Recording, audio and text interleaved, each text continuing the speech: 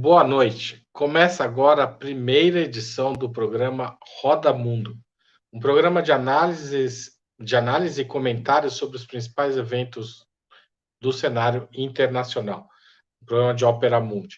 A ideia desse programa é trazer semanalmente as notícias mais importantes da semana que passou e da semana que está começando. Para comentar esses assuntos, todas as segundas-feiras teremos um time fixo de jornalistas, a começar por Ana Prestes, autora da coluna Notas Internacionais, publicada diariamente em Opera Mundi e outros veículos progressistas, Vanessa Martina Silva, editora do site parceiro de Opera Mundi, Diálogos do Sul, Stephanie Brito, integrante do projeto Educação Popular dos Estados Unidos, Breno Altman, fundador do Opera Mundi, e eu, diretor de redação do site. É um prazer receber vocês e as pessoas que nos assistem. Nós vamos também, eventualmente, trazer convidados que possam enriquecer o debate e as análises deste programa, que, como eu repito, acontece toda semana. Acontecerá, a ideia é que aconteça toda semana.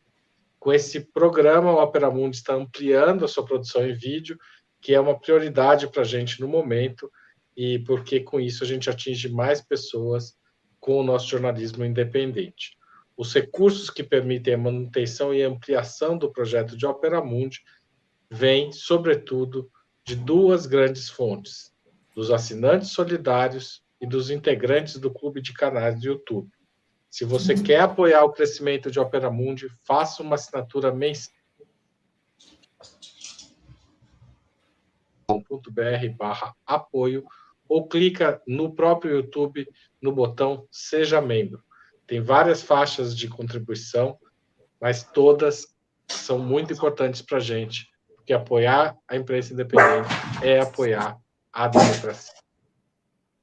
Bom, feita essa apresentação, eu gostaria de iniciar a nossa conversa de hoje, a primeira conversa do programa Roda Mundo, trazendo a questão da nomeação de Antony Blinken para secretário de Estado dos Estados Unidos por Joe Biden.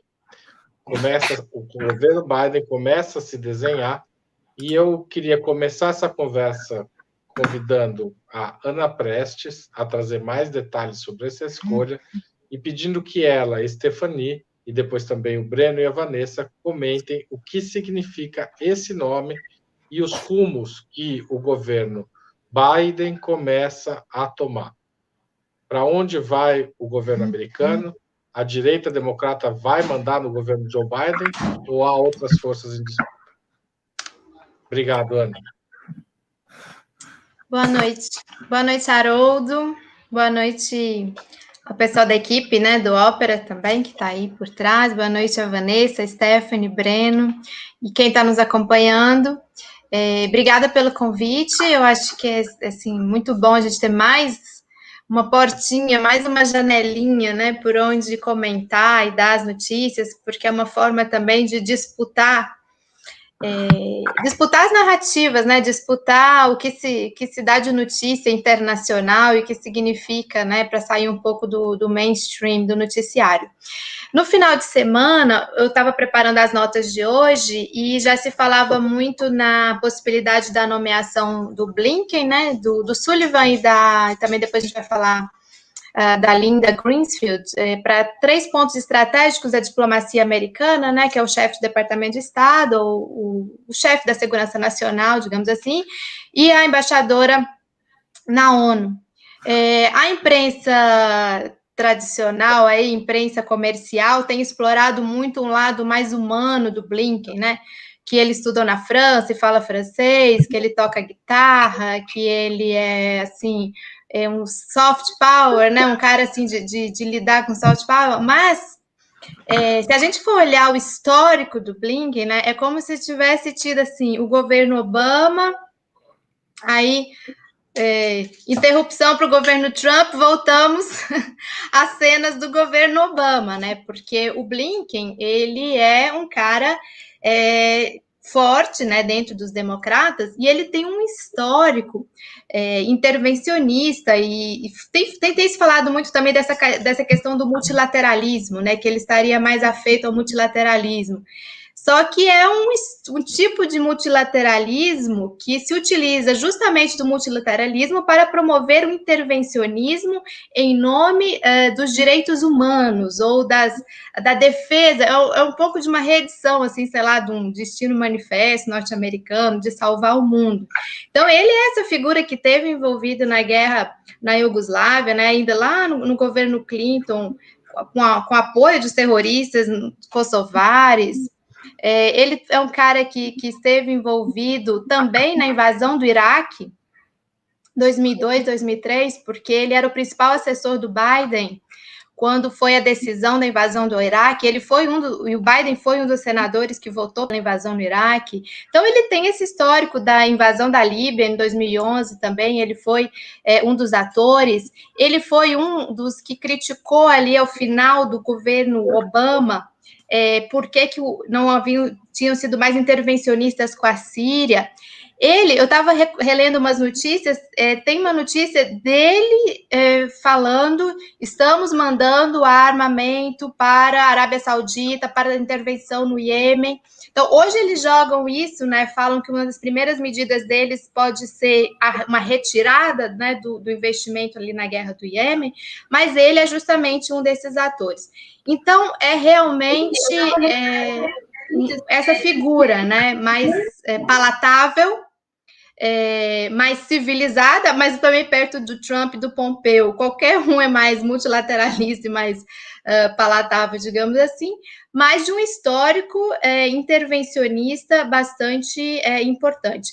E aí eu não quero tomar todo o tempo aqui e falar, eu acho que a Stephanie também vai poder falar melhor do que eu, o Breno e os outros, mas tem aí também o Sullivan, que já foi indicado, né, para ser segurança nacional, que tem um histórico de boa entrada no mundo islâmico, com o Irã, principalmente. Foi um dos caras que foi lá no Irã, na época que a Hillary era chefe do Departamento de Estado.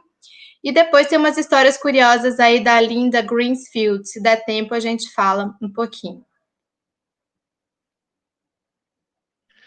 Tem bastante gente já comentando. A Michelle está colocando, Michelle, que está por trás das câmeras da equipe do Ópera, que a Ana mencionou, Michelle Coelho. Queria agradecer as pessoas que já comentaram, quiserem mandar perguntas também.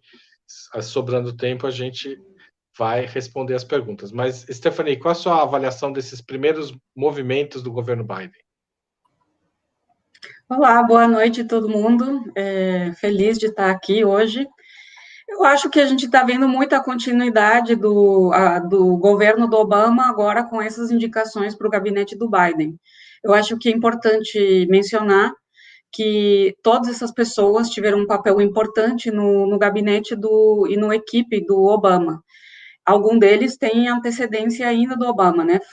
Cumpriram papéis importantes com a Clinton. Inclusive, o Jake Sullivan, que a Ana estava falando, ele foi o chefe de conselheiro de política estrangeira da campanha da Clinton, em 2016. Que a gente sabe, né, que a Clinton é destacada dentro do Partido Democrata por ser o que a gente chama em inglês um war hawk, que é muito intervencionista, muito rápida para apelar pelo conflito militar. Então, por um lado, temos isso. Então, acho que o que isso mostra é que a gente não vai ver uma mudança grande no Partido Democrata. Houve muito debate antes da eleição de que o clima político talvez mudou a uma possibilidade de trazer o Partido Democrata mais para a esquerda. E essas indicações, eu acho que falam que não, que vai ser uma continuidade das políticas da era do Obama. Eu acho que a gente vai ver um retorno para a forma de fazer política internacional que o Obama foi característico dele, e eu acho que há muita ênfase na imprensa de que existia um apelo para o multilateralismo, para fortalecer as relações com as de fortalecer as alianças com as potências do mundo, mas também cabe lembrar que o Obama abriu muitos conflitos de guerra, e que o Obama também inaugurou a guerra à base dos ataques de drones, que é uma coisa polêmica, que foi uma coisa polêmica nesse momento.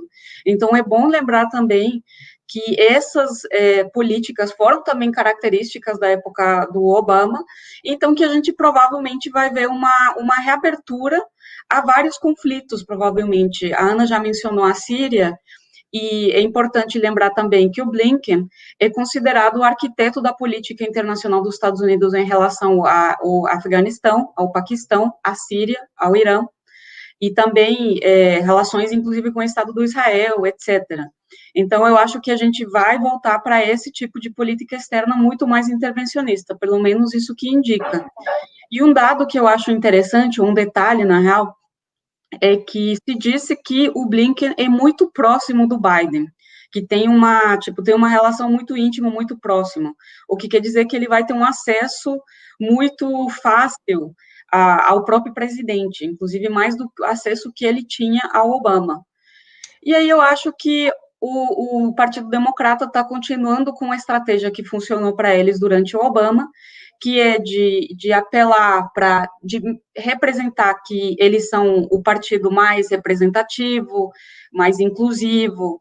Por isso temos temos várias mulheres nas indicações do gabinete, temos o primeiro latino-americano, que é um cubano, o cubano-americano que está sendo indicado para o Departamento de Homeland Security, o Alejandro Mayorkas. Temos uma mulher negra sendo indicada para a embaixadora para as Nações Unidas. Então, a mídia que apoia o Partido Democrata vai tentar enfatizar muito mais essas indicações, vai tentar de construir uma ideia de que isso significa uma mudança considerável da época do Trump. E essa vai ser a vantagem dos democratas nesse momento, vai ser essa história de que qualquer coisa é melhor do que o que era com o Trump.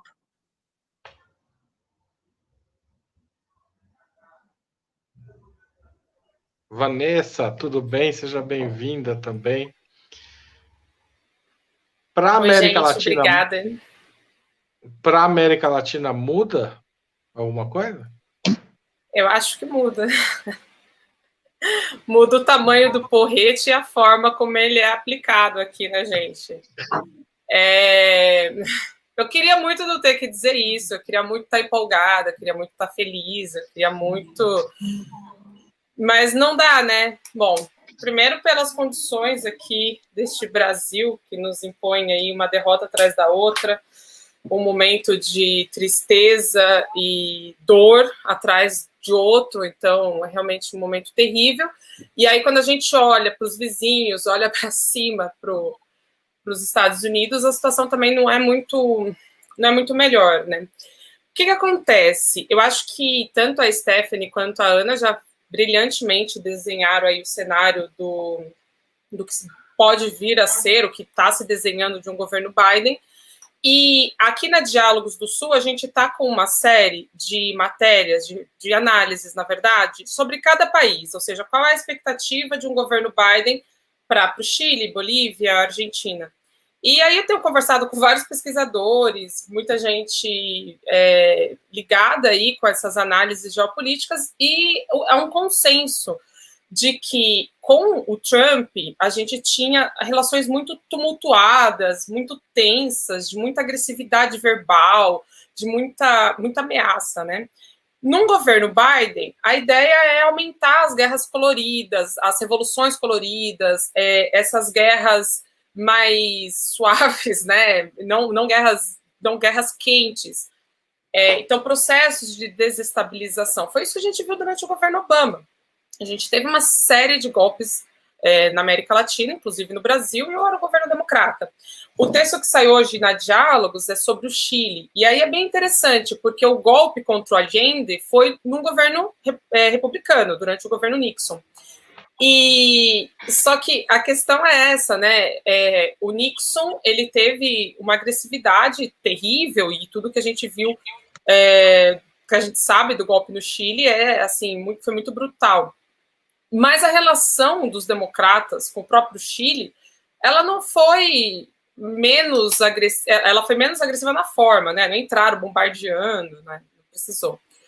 Mas é isso, porque não precisou. Então, os governos democratas, eles não inspiram nenhuma nenhuma ilusão de que a relação aqui com a América Latina possa melhorar, mas não é por nada, é porque é isso, né? Que conforme a gente vê o desenho desse governo Biden, a gente vai vendo que a tendência são os imperialistas humanitários se consolidarem nesse governo, como as duas que me antecederam muito bem falaram, assim. Então, eles vão dizer que é pela paz, pela democracia, que é para tirar ditaduras sanguinárias, violentas, narcotraficantes do poder, e vão aí utilizar todo o seu convencimento, poder de convencimento global para intervir por aqui. Então, minha avaliação é que nada muda. Quer dizer, muda a forma, muda a maneira como isso tudo é apresentado, mas serão tempos de luta e resistência também, né? E aqui eu acho que talvez dê tempo de a gente falar um pouco. A questão da Argentina também tem acendido um alarme, porque a situação lá no país está se agravando, tá? Uma situação política que vai se agravando, e os olhares aí imperialistas dos Estados Unidos começam a atrair muita atenção, né? A gente vê até pelas movimentações que surgem no Brasil com relação à Argentina, fake news que nascem no Brasil e que se espalham, que tem muito mais repercussão no Brasil do que na Argentina. Então você vê que tem uma operação já de desestabilização, não pelas vias convencionais, mas por essas vias novas aí que a gente tem visto, de redes sociais, estratégias desestabilizadoras mais avançadas do que as que estavam sendo colocadas aí pelo Trump, que eram muito, muito mais diretas e agressivas. Por aí. Legal. O Breno, a esquerda democrata pode fazer alguma coisa nesse cenário ou não? Ela tem como virar esse jogo? Microfone. Seu microfone está fechado, Breno. Está aberto. Não, a esquerda democrata podia tirar férias, ir para a praia na Flórida, por exemplo. Não vai restar muito além disso. Porque o que o Biden está fazendo?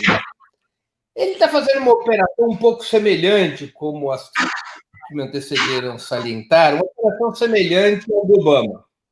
Ele está entregando algumas funções sociais que nos Estados Unidos têm muito menos importância do que no Brasil, para aquilo que nos Estados Unidos se chama os liberais, que é uma esquerda super moderada.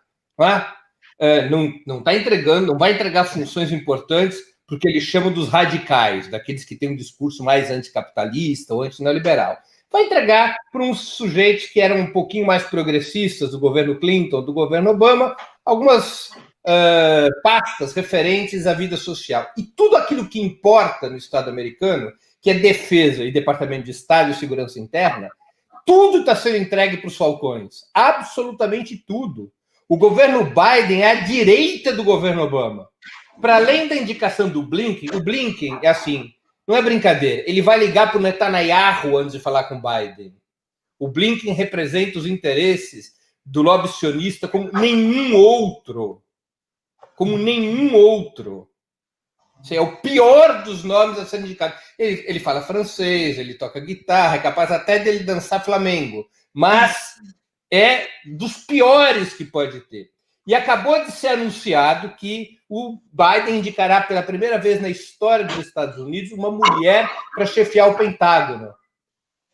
Ela é uma war hawk, como disse a Stephanie nos trazendo esse conceito, é um falcão de guerra dos piores. Ela chama Michelle. Não é a nossa Michelle Coelho, não é a Michelle que foi indicada para chefiar o Departamento de Defesa. A Michelle continua na produção dos vídeos do Opera Mundi. Mas a Michelle Flournoy foi indicada para chefiar o Pentágono. Ela é uma besta fera da guerra.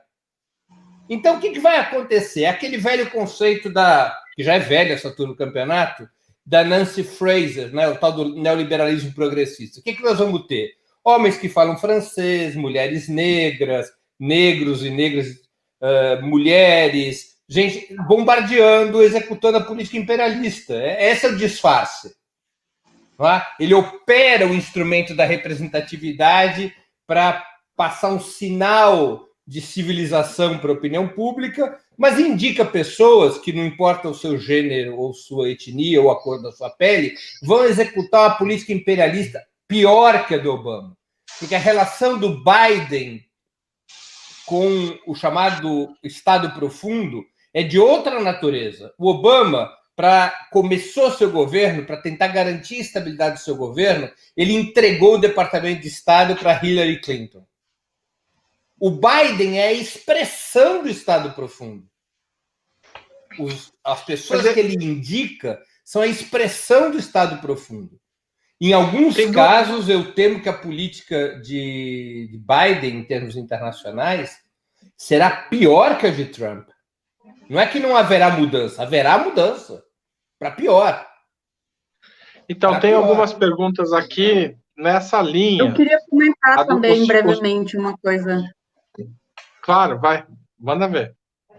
Só em referência ao que o Breno falou, eu acho que tem fundamento essa ideia de que o Biden pode ser pior do que Obama, porque uma das coisas que é importante recalcar é que o Biden, ele tem muita experiência no tema de relações internacionais, então esse foi, durante muito tempo, o tema dele.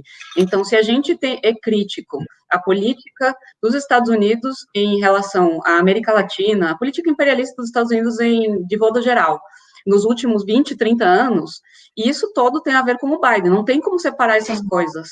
E também lembrando que o Blinken, que foi indicado, ele tem 3 décadas de experiência formando a política de relações internacionais do Partido Democrata. Então, como eu falei, vai ter uma continuidade, mas eu acho que uma coisa que a gente tem que lembrar, para não ficar criando expectativas de que vai haver uma mudança, uma virada para a esquerda, é que esse grupo, dentro do Partido Democrata, que entrou e conquistou a presidência nesse momento, derrotou derrotou de maneira, utilizando várias artimanhas que a gente chamaria de fraude, de corrupção eleitoral, etc., derrotou aquela ala de esquerda, que era oposição dentro do partido. Então, e Obama cumpriu um papel fundamental nessa derrota. Então, acho que não há tanto no histórico do Biden, porque criar expectativas de que vai haver uma presidência mais suave em relação a esse papel imperialista dos Estados Unidos. O histórico dele não mostra nenhum motivo porque isso seria o fato. E também as condições que levam eles ao poder não indicam que teria uma tendência a virar para a esquerda. Então, eu acho que essas questões são importantes lembrar também. E nem eles teriam por que fazer isso, né? Não existe hoje uma pressão interna. E é importante reforçar que o Biden está há uns 50 anos, meio século lá em Washington, fazendo política pró-Israel, toda essa estrutura, né, da política externa norte-americana do último meio século. Ele foi um ator fundamental, né? Ele se dedicou muito à Comissão de Relações Exteriores do Senado, no período que ele, né, longo período que ele teve no Senado, e depois como vice-presidente. O que pode mudar, que as pessoas estão apontando, é um retorno para o Acordo de Paris, uma relação mais civilizada dentro de uma guerra comercial com a China, uma coisa assim, mais do soft power mesmo, daquilo que aparece, mas não daquilo que está dentro, né, da essência e da substância, uma relação mais palatável com a União Europeia, com os líderes europeus, uma coisa menos tosca, né, menos bruta. Desculpa te interromper, Ana, mas tem 2 perguntas nessa linha e eu vou colocar para você continuar, porque para as pessoas talvez até acrescentar. Uma pergunta foi dirigida a você, inclusive, do Silvio Queiroz, perguntando qual a diferença real entre a política do American First e de exercer a hegemonia por meio do multilateralismo. E o Felipe pergunta, Biden tentará reestruturar a Pax americana, fortalecendo os laços abalados por Trump com a OTAN e a União Europeia, e se o Biden retornará a um discurso do livre mercado ou ele vai manter o protecionismo do Trump. Daí ele pergunta também sobre os blocos comerciais da Ásia, os escombros do TPP democrata, etc. Muda? Esse multilateralismo vai por aí? Então, eu posso comentar primeiro, é isso? Não, é para você a pergunta. Tá. Então tá, é uma pergunta grande, são vários temas, eu vou dividir aqui com os colegas. Mas acho que você pode sintetizar nessa questão do como é que vai ser a hegemonia democrata e qual a relação com esses blocos, né, tipo OTAN, União Europeia, etc. Certo. Então, eu acho que a gente já falou, já deu muita linha sobre isso, né, aqui com as falas que me antecederam, da Stephanie, Vanessa, do Breno. Quando a gente fala multilateralismo, as pessoas às vezes entendem como algo já bom, de cara, assim, só por ser multilateral. Só que tudo depende do fim, né? Para que fim você utiliza o multilateralismo. E esse multilateralismo, vamos pegar desde o primeiro governo, né? Clinton, depois vem a era da Hillary também, chefe de Departamento de Estado, do próprio Obama e o Biden na vice. Ou seja, eles sim apostam nessa via, mas justamente para usar esses instrumentos. Ou seja, o Clinton, ele usou muito bem a OTAN para destruir a Iugoslávia, para aquela guerra do Kosovo lá atrás, né? Então, eles usam muito bem esses instrumentos justamente para isso que acho que alguém da pergunta citou, da manutenção da Pax Americana, né? E que é difere do America First, do Trump, porque o America First do Trump, ele estava direcionado para o público interno dos Estados Unidos, né? Tipo assim, nosso emprego primeiro, nosso trabalho, né? Então, vamos espanar os chineses, a gente não quer saber de nada disso. Na reunião do G20, no sábado, né, o Trump falou, o Acordo de Paris foi feito para destruir os Estados Unidos, para destruir os empregos dos Estados Unidos. Então, essa é a diferença, né? O Trump, até por ser um outsider e não ter tantos compromissos, imagina o seguinte, gente, Biden, ele está há meio século, como eu já falei, sentadinho lá em Washington, defendendo esses interesses. Trump não tinha essa amarra. Então, ele não tinha por que manter compromissos ou reproduzir certos compromissos que o Biden precisa, e tem muitos. E essas últimas nomeações, elas têm demonstrado bastante isso. Uma questão que eu deixo aqui no ar até para a gente comentar é que a política econômica, por mais tosca que fosse, do Trump, era mais clara do que a grande pergunta que está hoje, o que o Biden vai fazer em termos econômicos nos Estados Unidos, né? Então, o Trump, ele é muito claro nisso, né? Então, nós vamos nos livrar de Acordo de Paris, vamos nos livrar de União Europeia, vamos livrar de China, porque a gente vai fortalecer novamente aqui o nosso mercado interno, proteger nossos empregos.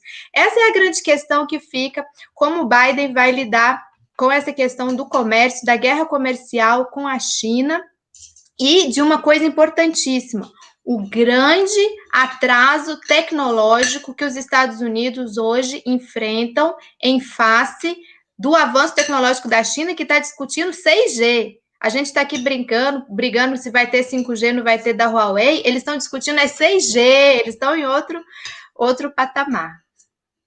Certamente a gente vai falar bastante disso nos próximos programas, mas eu queria sugerir, se alguém quiser falar ainda alguma coisa sobre isso, mas eu queria passar para um outro assunto, que é o assassinato brutal do João Alberto, né? Esse homem negro de 40 anos que foi morto pelos seguranças do grupo Carrefour, em Porto Alegre. Vanessa, o João Alberto é o nosso George Floyd, isso vai desencadear uma onda de protestos? Como você vê esse caso? Queria dizer que sim, mas eu acho que não. Eu acho que o que aconteceu com o Beto em Porto Alegre foi até mais brutal do que o que aconteceu com o George Floyd. Claro que a gente não pode elencar violência, nem dizer quem sofre mais ou o que foi pior, obviamente não é essa a ideia.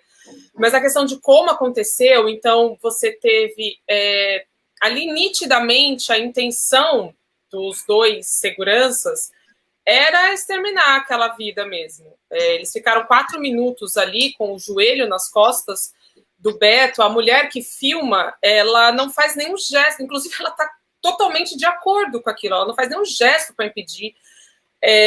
Então, é muito violento as cenas que a gente viu. E veja só, nós somos expostos no país inteiro a cenas brutais. E quem foi para as ruas para pedir justiça, para reivindicar? Apenas pessoas negras. E então, assim, nos Estados Unidos, a gente teve um movimento, uma comoção mundial. Aquilo tomou uma proporção, porque seguramente não só as pessoas negras se chocaram com aquilo. Não foi uma dor que só os negros sentiram nos Estados Unidos. Aquilo massificou, entendeu? Tomou proporções muito maiores. No Brasil, não. No Brasil, a morte de um homem negro só dói as pessoas negras. Então, não tinha meia dúzia de brancos protestando, sabe? Na televisão, trataram de culpabilizar a vítima e resgatar histórias, porque ele teria agredido. Não importa, não existe pena de morte no Brasil para nenhum crime. Mas para pessoas negras existe pena de morte para qualquer crime, não importa qual seja. Então, por mais que os movimentos negros no país estejam muito empenhados em fazer protestos, em convocar o boicote ao Carrefour, eu posso estar muito enganada, mas até agora o que eu vi de pessoas que se solidarizaram e que falaram eu também vou boicotar o Carrefour, eu vi o Chico Santa Cruz dizendo que tirou os livros dele das prateleiras. Fora isso, eu não vi mais. Acompanho muita gente no Instagram, que é a minha rede, a que eu mais uso, talvez a única que eu use de verdade. Então, tem ali as pessoas antirracistas de sempre, brancos, que têm uma atuação antirracista, muito ativos, se solidarizando, publicando, mas também não saiu da bolha. As pessoas que estavam na praia no meio da pandemia continuaram na praia no meio da pandemia. As pessoas que no dia seguinte tinham que ir trabalhar, elas foram trabalhar e no país não aconteceu nada. Hoje a gente está trabalhando, segunda-feira, tudo voltou à normalidade, como se nada tivesse acontecido. Então, não acho que aqui no Brasil vai ter o efeito George Floyd. Por que não vai ter o efeito George Floyd? Porque o Brasil, ele é ainda mais racista que os Estados Unidos. Nos Estados Unidos, o movimento negro conseguiu avançar com a imposição da sua pauta, conseguiu fazer a sociedade refletir por vários fatores, várias formas, mas eles conseguiram impor isso. No Brasil, em que a gente tem 50%, mais de 50% da população negra, quando nos Estados Unidos eles são menos que 20%, aqui a gente não consegue, porque aqui o racismo estrutural, ele é muito, muito mais sofisticado. Aqui, a culpabilização das pessoas negras, a desumanização dos negros, ela é tamanha. Que é isso, num país com 50% de população negra, a gente não consegue parar o país quando algo terrível, algo inominável acontece desse jeito. Eu sou muito pessimista. Sempre. E o Carrefour nessa história? O Carrefour O Carrefour é uma empresa multinacional, uma empresa francesa. Como é que isso pega fora? Isso tem impacto Seguramente. A Bolsa, as ações deles caíram mais de 5% na Bolsa.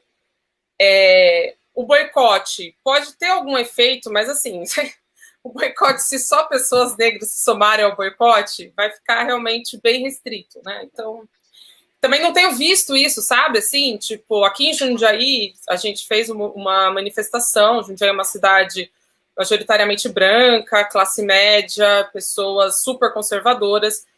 E foi assim, novamente, meia dúzia de pessoas do movimento negro que se mobilizaram, fizeram um protesto super importante, mas sem comoção nacional. E é isso, as pessoas muito bravas porque queriam estar lá consumindo no seu domingo, exercendo seu direito de compras.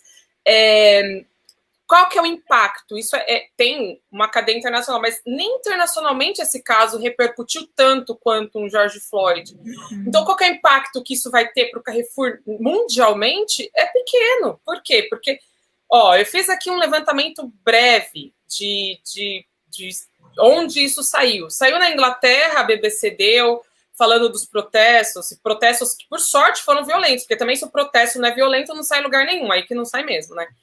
A Sputnik deu alguma coisa, o Público de Portugal, na Argentina, tanto o Página 12 quanto o Resumo em Latino-Americano, mas vejam que não é algo assim que pautou a imprensa internacional. Não tem pautado nem a imprensa nacional. Como é que a gente pode esperar que paute a imprensa internacional? Então, apesar disso, o capitalismo, ele está fundamentado, o capitalismo que a gente... Desde o seu princípio, ele está fundamentado, estruturado sobre a violência racial. É com base na desumanização, na deslegitimação de corpos negros e indígenas que o capitalismo se faz. Então, esperar que por ações capitalistas meramente, então um boicote de meia dúzia de pessoas possa fazer ao Carrefour uma queda nas ações da Bolsa, vai trazer uma resposta efetiva? Não, não vai. O que vai trazer uma resposta efetiva? Justiça, que no Brasil não existe. Então, o PROCON pede uma resposta do Carrefour. O PROCON pede resposta do Carrefour. Presidência não existe, né? A vice-presidência fala que não tem racismo. Então, assim, a gente não tem estrutura no país para reivindicar nada. Qual é a estrutura para quem a gente vai recorrer? Para essa justiça racista? Então, a gente vai esperar que a justiça racista, misógina, que ela atue. Então, assim, é desalentador, entende? Não vejo no horizonte próximo, minimamente próximo, nenhuma resposta que seja minimamente condizente com o nível de violência e agressão que estamos sofrendo todos os dias, porque teve o caso do Beto Freitas, mas já surgiram outros casos, como o caso de uma mulher no Carrefour que foi estuprada e torturada, uma pessoa lésbica com problemas psiquiátricos, usuária de droga.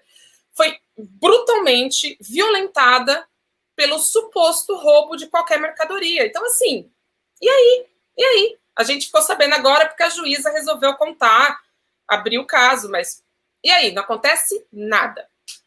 É isso. Vanessa, temos uma pergunta do Superchat, então eu vou fazer a pergunta para a Stephanie e queria que ela, se quisesse fazer algum comentário rápido sobre o caso George Floyd e em comparação com aqui, também seria legal. A pergunta é: qual a capacidade de Biden de restaurar a estabilidade interna dos Estados Unidos? E a pergunta é essa. Eu imagino que estabilidade está passando pela questão política e racial também. Como você vê isso, Stephanie?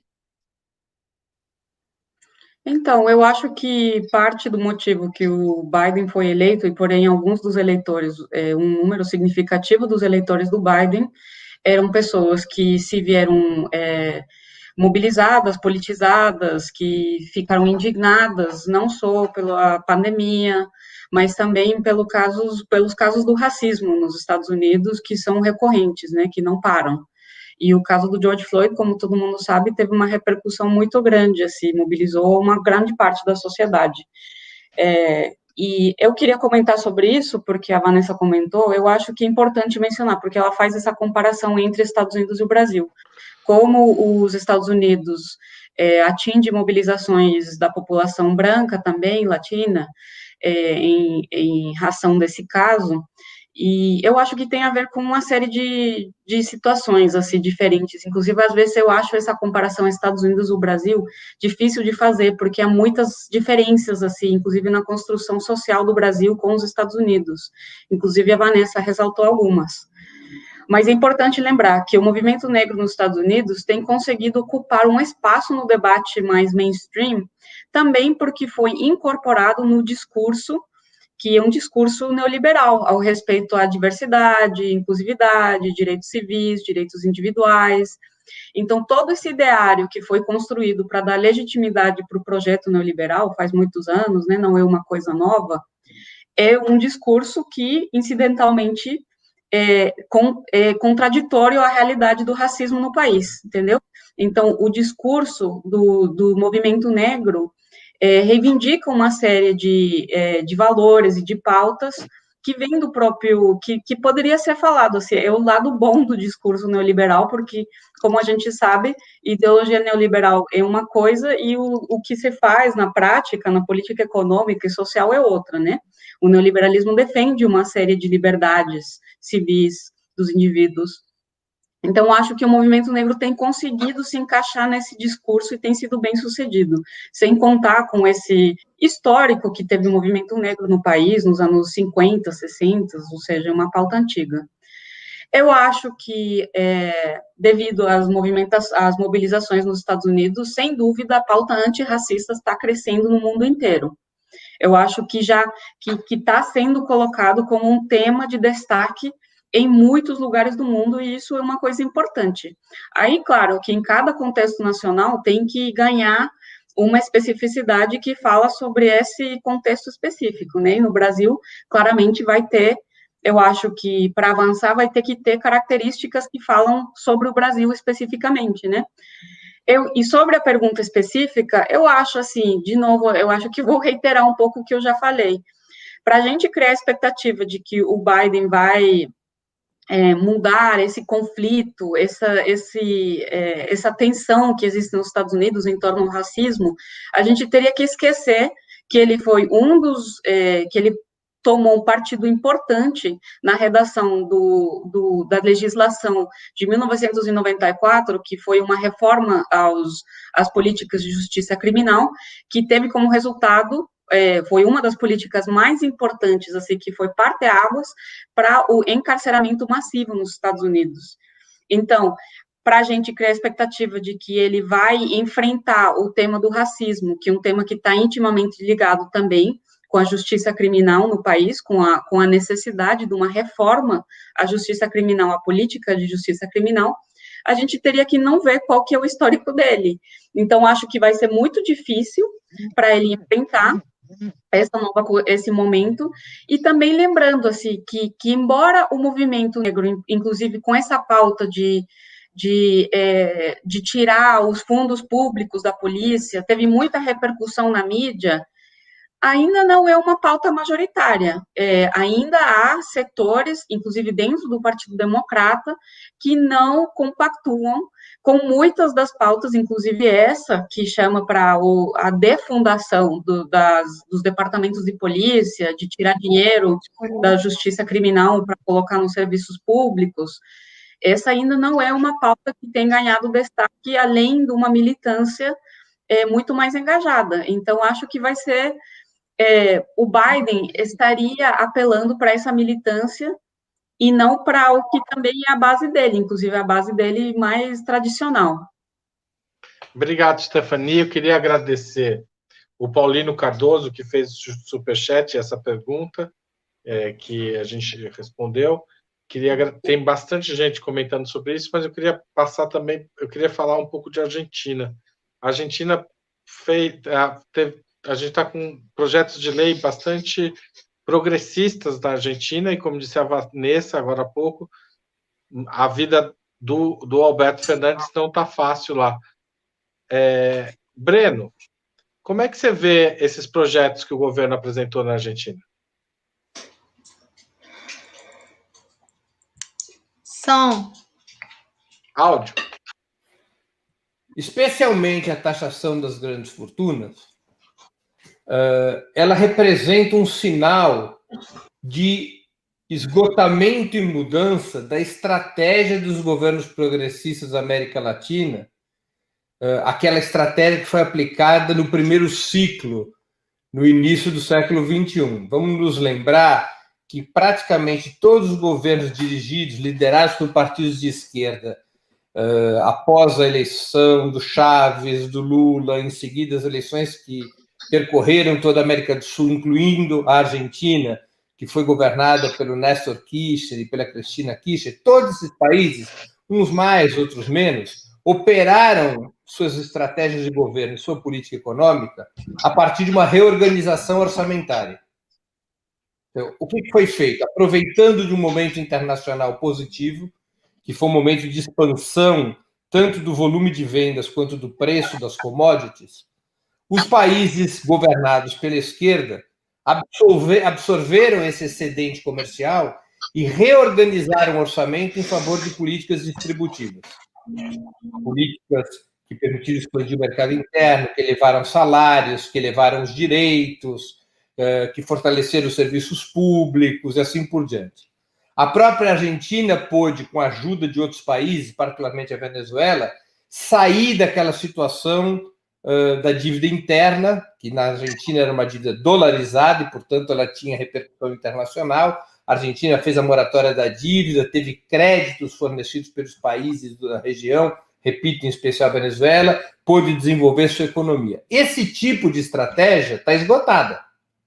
Você não consegue mais, no mundo de hoje, após a crise do capitalismo de 2008 e 2009, adotar políticas fortes de sentido distributivo apenas com a mudança das prioridades orçamentárias. Você precisa fazer reformas estruturais. Você precisa enfrentar a concentração de renda e riqueza fortemente para o país poder crescer, para o Estado ter recursos para investimento e para o Estado ter verbas a essas políticas distributivas.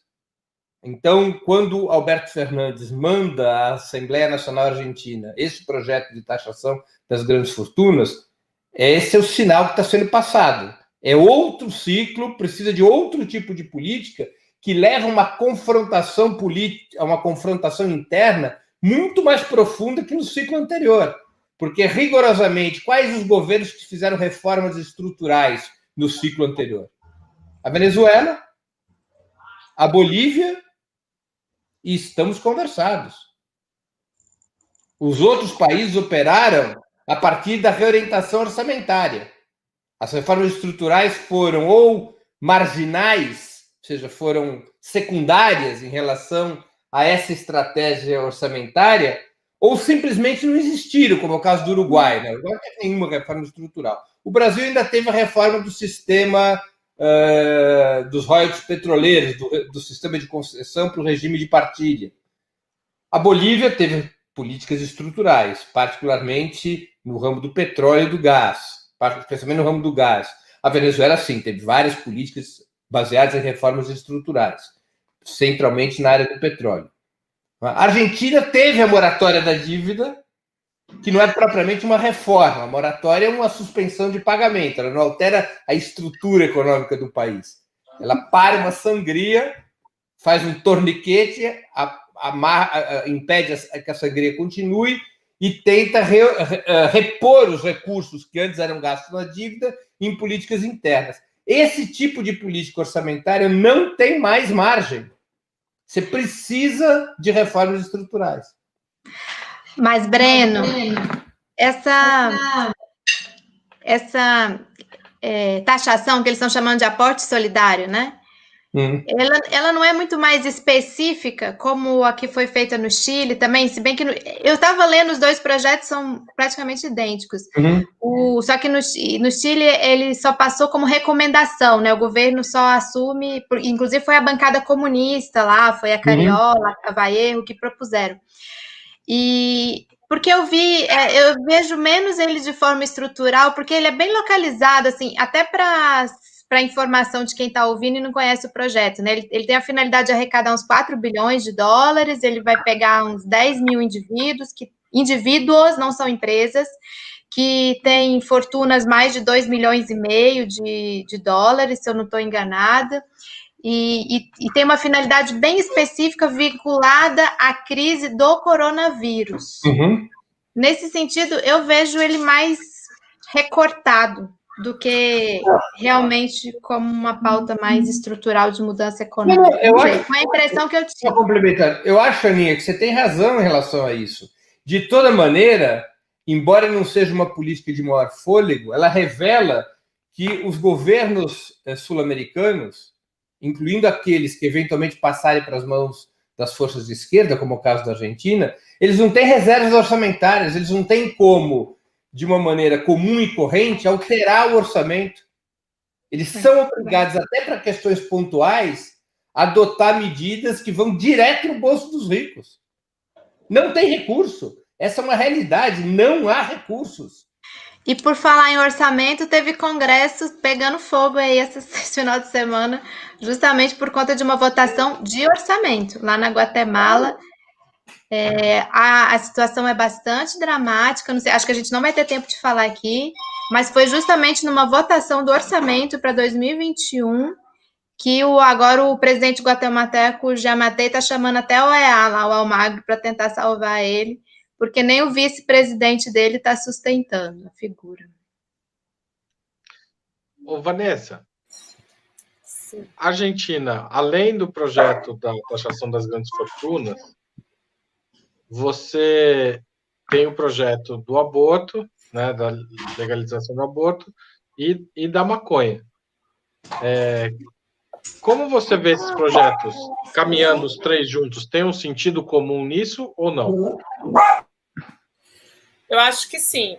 Então, mais ou menos. Eu acho que essa questão da taxação, ela está separada. Eu tendo a concordar com a Ana, porque ela é pontual, é uma taxação única, então ela tem meio que esse caráter muito específico, né? Tem uma utilidade muito específica.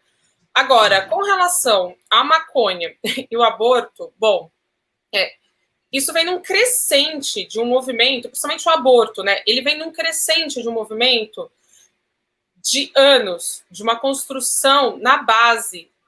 Jovens, meninas secundaristas, se organizaram em coletivos, nas escolas, em núcleos muito pequenos que formavam, né, uma massa de ativistas em defesa do direito ao seu corpo, direito a uma reprodução livre, né, de você poder fazer um abortamento seguro, legal, garantido pelo Estado. Essa discussão ela foi avançando e foi ocupando a sociedade argentina ao longo do tempo, né? Então, não é algo que o Alberto tira agora da cartola. Ele faz isso, me parece que poderia até ter feito antes, mas faz isso num movimento para assegurar aqui um apoio da base. Ele precisa manter essa base social, kirchnerista, peronista também, muito ativa, porque é isso, ele está enfrentando um momento muito difícil economicamente. A gente sabe que em um momento de crise econômica, os governos se tornam muito vulneráveis, então, já ciente disso, ele precisa manter essa base coesa, e é um momento que, a partir da votação que se obteve em 2018 no governo Macri, e com a nova composição tanto do Senado quanto do Congresso, a chance de que isso passe, ela é muito grande. Com relação à maconha, já, né, tem uma outra característica aí, que é a característica econômica. Então, a maconha sendo legalizada, ela sendo vendida em farmácia, ela vai arrecadar impostos, ela vai gerar trabalho, renda. Então, me parece que aí tem uma visão mais econômica até do que de mobilização da base. Mas são propostas, como o Breno colocou, são propostas progressistas e que mostram um avanço muito interessante na Argentina, porque ao invés de um momento de crise, você tentar ir por um caminho fácil, então o Alberto podia não ter pautado isso agora, porque claro que existe uma divisão na sociedade, a sociedade argentina não é majoritariamente a favor da legalização do aborto, mas ele prefere partir para essa pauta cuja defesa se dá na base dele, né? Então as pessoas que defendem essa base tendem a defender o governo dele, do que ir por um caminho de centro, por um caminho da conciliação, de só pegar, pautas fáceis ali que vai agradar uma parte maior da sociedade. Então eu acho que ele faz esse jogo duplo, assim, uma questão econômica, mas uma questão de vamos mobilizar e manter essa base unida, e manter a coesão interna também, né? Porque ele vai precisar muito disso para o próximo período, ao que tudo indica. Resumidamente. Stephanie, e você, rapidamente aí, Argentina, como você vê esse cenário? Tem enfrentamento mesmo ou ainda são pautas que o Alberto sabe que vai perder, mas ele precisa ativar para manter a militância, a defesa do governo dele e tal, ativa? Eu acho que é difícil prever qual que é a possibilidade das pautas avançar ou não. Eu acho que o cálculo dele não é só por um apelo à militância, manter a militância ativa. E eu acho que, não para sair do tema da Argentina, mas assim, para tentar pensar sobre sobre o tema da Argentina e os diferentes projetos num contexto mais amplo da América Latina, eu acho que isso é um resultado de um período de lutas na Argentina de muitos, muitos meses, que foi o que a Vanessa falou já. Eu acho que isso que é muito importante também destacar. E eu lembro como quando o Macri foi eleito, quando a Dilma sofreu impeachment, que houve também uma série de golpes, o processo de cassação do Correa, etc. Que havia todo um discurso de que encerrou o ciclo progressista na América Latina, as massas estão desmobilizadas, as organizações populares perderam capilaridade, não tem mais povo na rua, e eu acho que o que a gente está vendo desde uns anos atrás, mas em particular o ano passado, que teve mobilizações no Chile, teve no Equador, teve na Colômbia, na Argentina, na real, houve antes da eleição do Alberto, na real, a eleição do Alberto foi o resultado político de um ciclo de mobilizações bastante intenso, de muito tempo. A gente está vendo hoje mobilizações no Peru, na Guatemala também, como a Ana já fez referência. Então, eu acho que essa série de projetos eu saldo e é a prova de que o povo ainda está na rua, entendeu? Que todo o que se acumulou durante esse ciclo progressista não se perdeu totalmente, inclusive que está ainda presente. Então, eu vejo assim, todos esses projetos que o Fernando está lançando como uma coisa positiva. Eu acho que a gente tem que, como a Vanessa também falou, ver isso como resultado e como a prova de que a luta ainda está em pé, entendeu? A gente não foi derrotado e a gente continua. Gente, nós estamos chegando aqui, falta 1 minuto para as 8, a nossa ideia é encerrar sempre às 8, até porque a agenda de todo mundo está lotada. Eu vou fazer 2 perguntas feitas por internautas. Queria que cada um de vocês respondesse, e só vale responder sim, não ou em termos, tá certo? Não pode mais do que isso, porque a gente não tem tempo. A primeira pergunta é sobre a questão racial, e é do Antônio Vaz, sou favorável à extinção da PM. O que pensam vocês, convidados? Vocês são favoráveis à extinção da PM? Sim, não e em termos. Vocês podem responder. Começa pelo Breno. Em termos. Ana Prestes. Eu também vou ficar em termos. Stephanie. Eu não sei o que em termos significa, sendo que eu falo português também, que nem vocês, mas eu vou nessa também, tá bom. Depois eu em termos. É evidente que precisa existir uma polícia preventiva, não pode existir só a polícia tem que judiciária. existir algum tipo de polícia, né?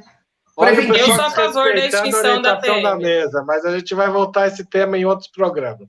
A polícia preventiva uniformizada tem que existir. O que ela não pode existir é separada da polícia judiciária. Você tem que ter uma só estrutura policial, que você tem um braço preventivo uniformizado e um braço judiciário investigativo civil. Tudo bem, Breno, mas você está desrespeitando o acordo.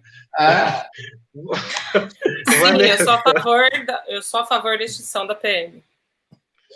Eu também sou. Haroldo, eu sei que a gente tem que cumprir o tempo, mas tem 30 segundos para a gente fechar essa questão da Argentina, que eu achei que ficaram umas coisas em aberto aí.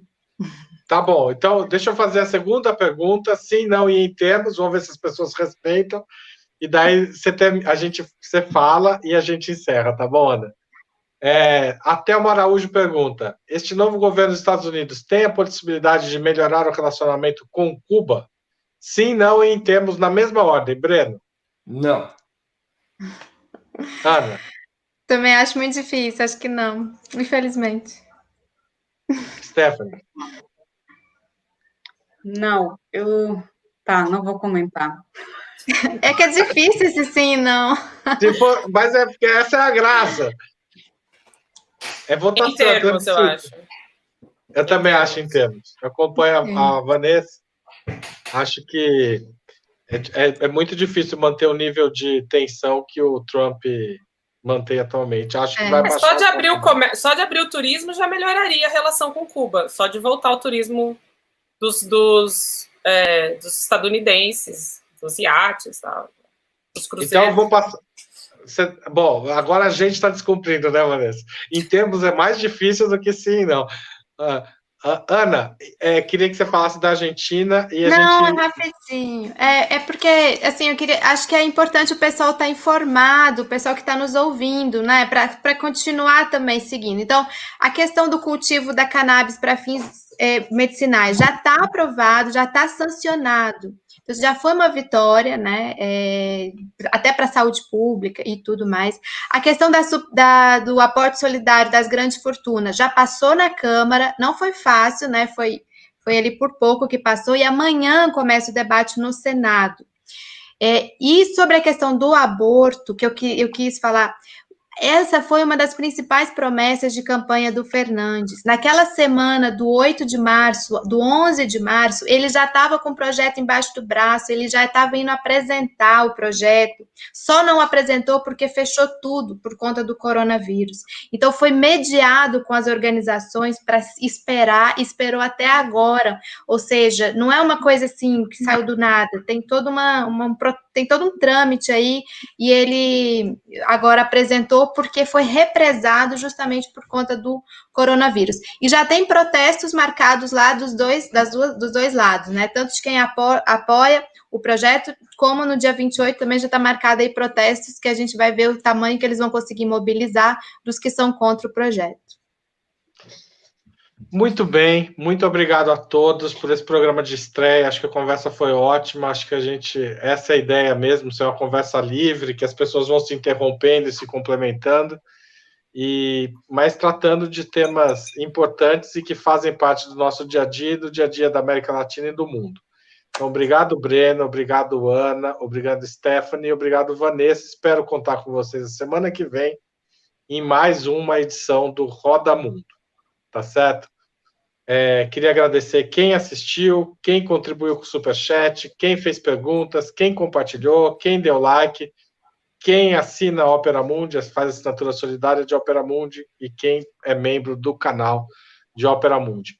Até a semana que vem com mais um Roda Mundo, com esses convidados, com esse time e, eventualmente, com convidados. Semanalmente a gente vai tratar desses assuntos da semana que passou e da semana que virá.